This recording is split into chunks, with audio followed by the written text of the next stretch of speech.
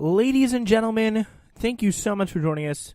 You already know what it is. It is the Global Review Podcast, ladies and gentlemen. And today, we have to start with a few things. First, obviously, we will be talking about the Renaissance. Then we're going to be moving on to the Protestant Reformation. That's our most recent sect of Unit 6, as we prepare the Unit 6 Protestant Reformation / Renaissance quiz. And, of course, we have to start off with the Middle Ages. This was before all of this happened, and they had some three concrete set values. Family. You got to stay close as a familial unit. Everyone's together. Everyone is functioning kind of with the family and not much else. You don't have much of a social life other than your family, which is a little bit strange to think about at this time. Also, another big thing was protection. You needed protection. There was a lot of war. There was a lot of fighting going on. You need protection from lords, which obviously took shape in the form of feudalism. And then, of course, religion came along, and Christianity and the church was a very big thing. Now, in the Renaissance, there were some pretty big new values, and those values were swish. This is going to be a very important thing to understand for this outcoming test. And SWISH is an acronym, obviously, for SWISCH, and the first of those two S's being secularism. Enjoying non-religious values, very, very important. Because a lot of times people were so worried about pleasing God and not going to hell. So they didn't really have a lot of time to live their life the way they wanted. They didn't have time to go out, do things, explore, whatever they wanted to do. And secularism was kind of the idea of enjoying non-religious values and living your life kind of in a non-religious way. Wealth was also very important, as trading and banking increased, creating a merchant class, which is also, coincidentally enough, the sign of a successful and powerful, good society. All right, so individualism is the other. It's the I in SWISH. Individualism and their individuals and their talent were celebrated. It was all about their talent, and if they had a lot of talent, they were kind of put up on a pedestal and kind of exalted in a way. And also, it was all about, through art, was about capturing the individual human form. For studies, there was a huge value on learning and education in society, which is also a pretty cool thing. You had a lot of status if you were educated and you knew your stuff. If you knew your stuff, you could get a bigger or a better job. Like, for example, if you're a priest, you had to be able to understand and read Latin, and that required, boom, an education. Wow. That's pretty mind-blowing. Anyway, another big thing was classicism. And that was all about rediscovering old learning, like Latin and Greek culture and art and architecture was a big thing. Building things like how the Greek built Colosseums. They had amazing architecture. That was really quite something. And it was something that they wanted to emulate down there in Italy. So they really rediscovered that. They kind of dug back through the old treasure troves of Roman and Greek society, and they also learned Latin, which is the language of the Roman Empire. So finally, humanism. It's about celebrating the individual achievements of humans and also being for the betterment of the human society. And those are the main values of the Renaissance. You may wonder, what is the Renaissance? It's probably something you should probably understand because it's a big part of our unit. Renaissance was the rebirth of the society that had been decimated by the fall of the Roman Empire. It was all about bringing back the empire to its old original prominence. It was a time of resurgence or rebirth for art, learning, and sophisticated culture. People had more money. There was more money flowing around. There was more trade. There was more a merchant class. There was more power, and people were just happier. They were in a better place. They had better quality of life, and that kind of society arose again in a time period from 1400s to 1700s called the Renaissance. That's when everything was busy coming back to normal once again.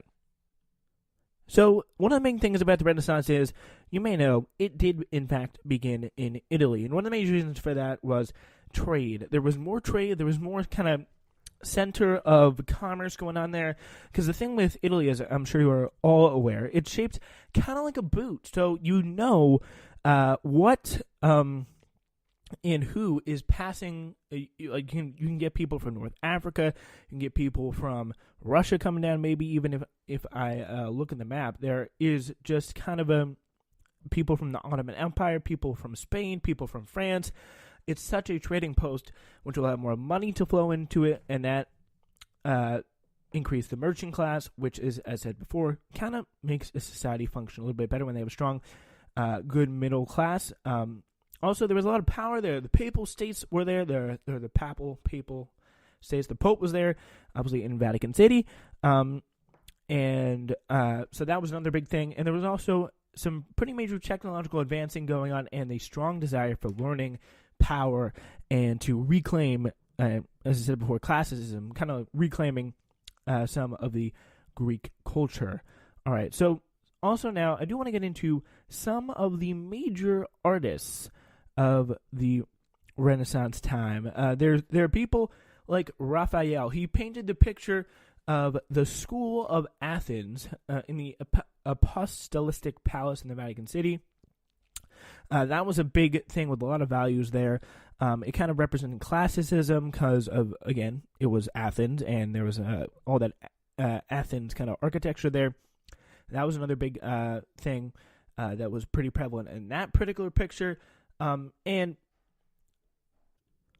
And of course, obviously, how could we forget Michelangelo with the iconic Last Judgment, where we have it's the one where God is reaching over, touching man, kind of representing individualism and kind of the celebration of man, humanism also in a way, but also kind of making sure that he portrays man and God as kind of a level playing field, that God is accessible to man.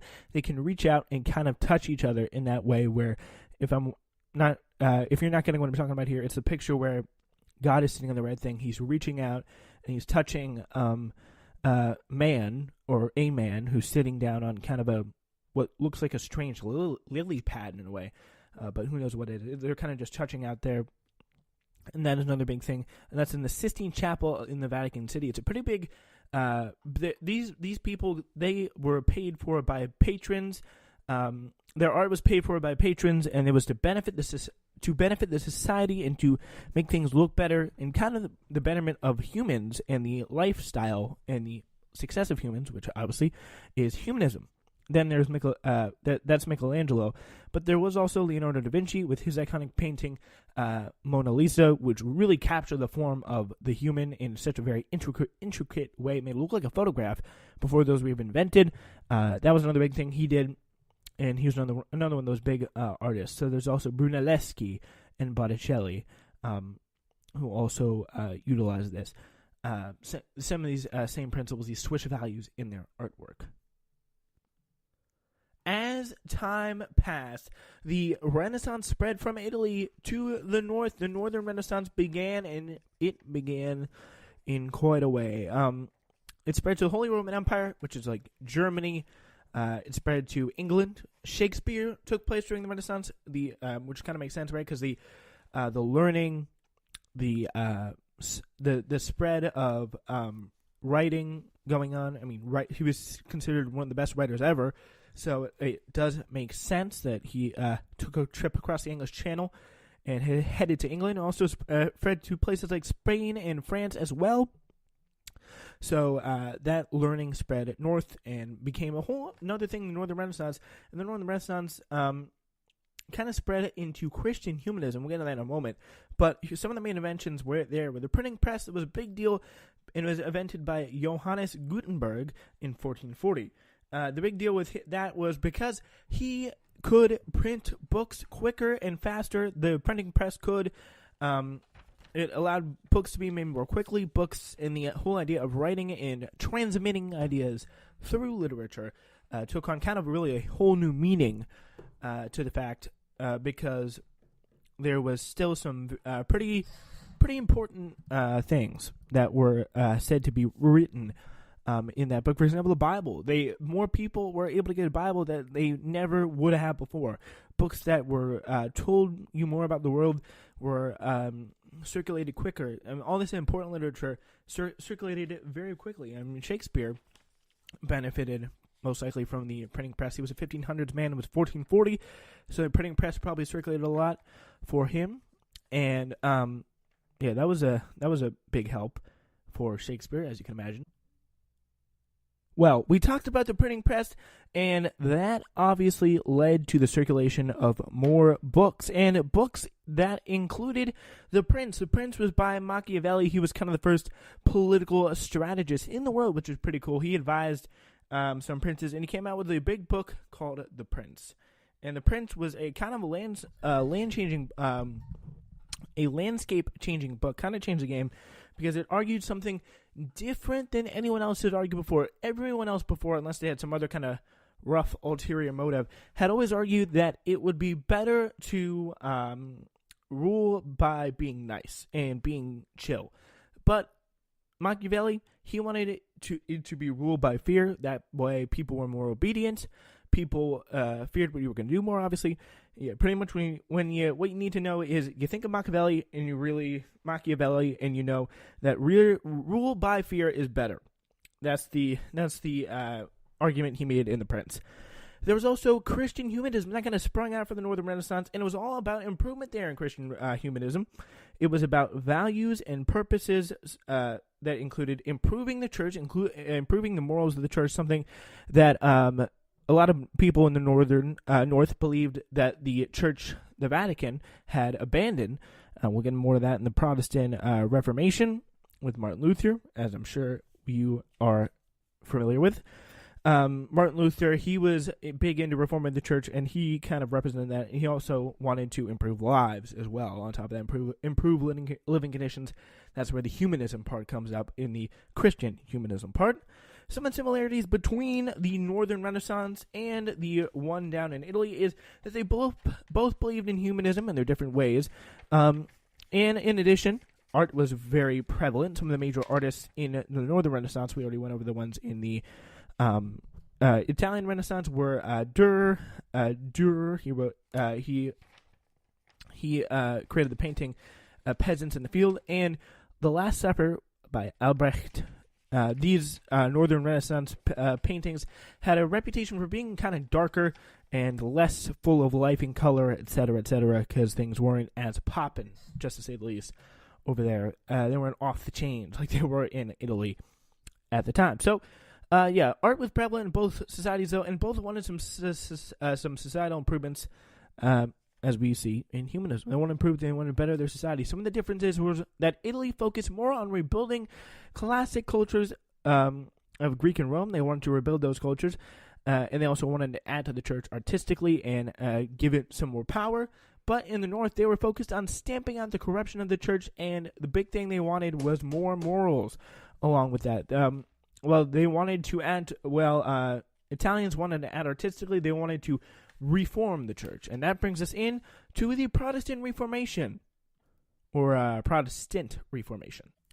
So, the Protestant Reformation, it was a grassroots movement whose goal was to reform the Catholic Church.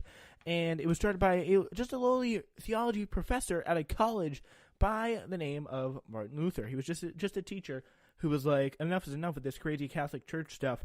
The critics of the church, this is what they claimed.